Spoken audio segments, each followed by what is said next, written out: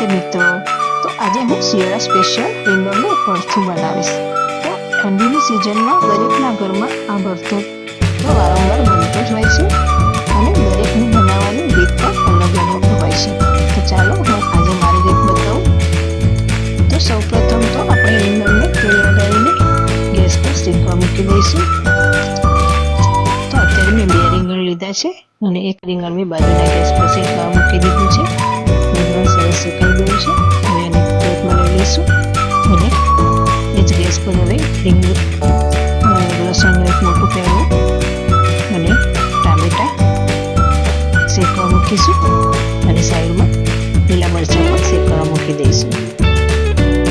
દરેક વસ્તુને આપણે ફેરવી શેકી લઈશું।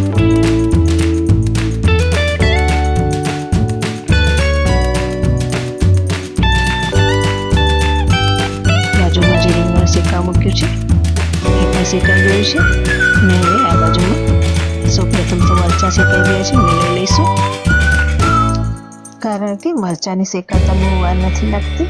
હવે લસણ પણ શેકાઈ ગયું છે અને ટામેટાં પણ બધા સરસ શેકાઈ ગયા છે।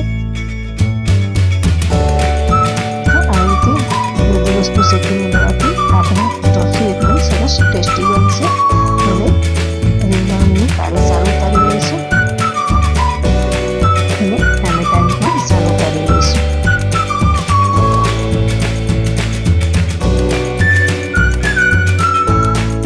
જો રીંગણ પણ સરસ અંદર સુધી શેકાઈ ગયું છે તો હવે આપણે થોડું મેશ કરી લઈશું અને ટામેટાને આપણે મિક્સર બાઉલમાં લઈશું। એની આપણે પેસ્ટ બનાવવાની છે। હવે આ શેકેલા લસણ મરચાં છે એમાં 1 ઇંચ ટુકડા આદુ પણ મેં કાપીને લઈ લીધા છે। હવે એને ખાણીમાં લઈને હું ખાંડી લઈશ એને।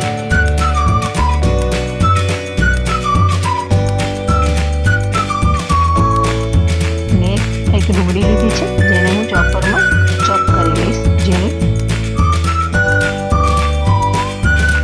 તો બધી તૈયારી સરસ થઈ ગઈ છે। હવે એક કઢાઈ મૂકી દઈશું અને એમાં 4 ચમચી જેટલું તેલ ગરમ કરવા મૂકી દઈશું અને 1 ચમચી જીરું એડ કરી દઈશું અને જે ચોપ કરેલી ડુંગળી છે તે એડ કરી દઈશું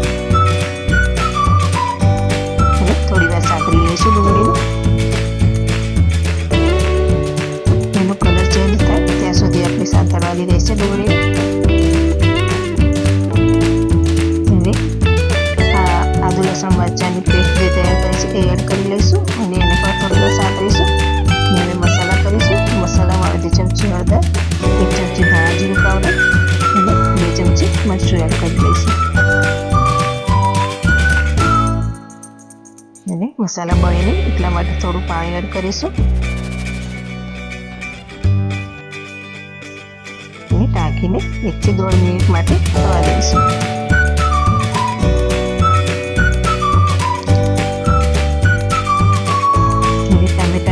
પ્યુરી એડ કરી લઈશું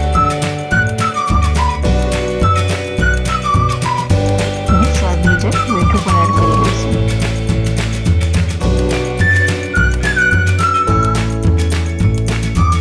અને ફરી થોડું પાણી એડ કરીશું જેથી મસાલા બરાબર સરસ ચડી જાય અને ઢાંકીને ફરી 2 મિનિટ માટે થવા દઈશું। હવે 1 કપ જેટલી લીલી ડુંગળી એડ કરીશું અને 2 મોટી ચમચી લીલું લસણ એડ કરી લઈશું।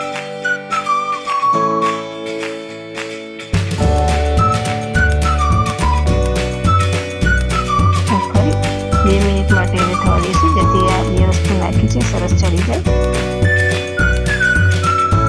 હવે આપણે જે રીંગણ મેશ કરી રાખ્યું છે એ એડ કરી લઈશું અને મસાલા સાથે બરાબર મિક્સ કરી લઈશું। ચમચીની મદદથી બરાબર આપણે એને આ રીતે મેશ કરીને મિક્સ કરી લઈશું। હવે 1 ચમચી ગરમ મસાલો એડ કરીશું અને ખૂબ સારા લીલા ધાણા એડ કરી લઈશું। હવે ગેસ બંધ કરી દઈશું અને ઢાંકીને 5 મિનિટ એમ જ રહેવા દઈશું અને હવે થાળી પીરસી લઈશું। જો આ ભરથું બાજરીના રોટલા રોટલા જોડે સરસ લાગે છે. જોડે થોડું ઘી હોય, સફેદ માખણ, લીમડી, મરચા અને સરસ મજાની મસાલા છાશ. તો તૈયાર છે આપણી સરસ મજાની કાઠિયાવાડી થાળી. તો તમે પણ આ શિયાળામાં જરૂર ટ્રાય કરો અને એન્જોય કરો. ચાલો ફરી મળીશું, ત્યાં સુધી આવજો.